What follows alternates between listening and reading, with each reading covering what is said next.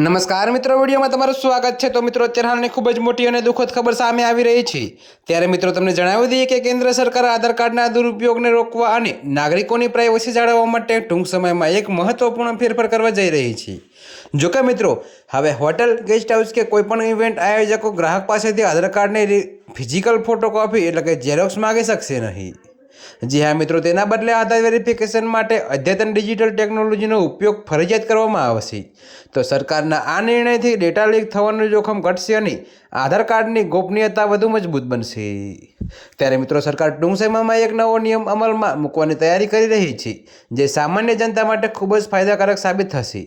તો મિત્રો, અત્યાર સુધી આપણે હોટલમાં ચેક ઇન કરતી વખતે કે કોઈ પણ મોટા ફંક્શનમાં એન્ટ્રી વખતે આધાર કાર્ડની ફોટોકોપી આપતા હતા।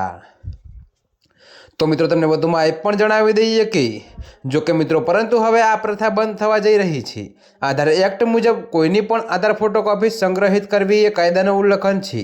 તેથી સરકાર હવે સંસ્થાઓને ફોટોકોપી સ્વીકારવાને બદલે ડિજિટલ વેરિફિકેશન ટેકનોલોજી અપનાવવા માટે સૂચના આપશે। તો મિત્રો, અત્યારે હાલ માટે આટલું જ। મળીશું નવી અપડેટ સાથે। અને જો તમને મારા વિડીયો પસંદ આવતા હોય તો વિડીયોને લાઇક, કોમેન્ટ, શેર અને અમારી ચેનલને સબસ્ક્રાઈબ કરવાનું ભૂલતા નહીં મિત્રો।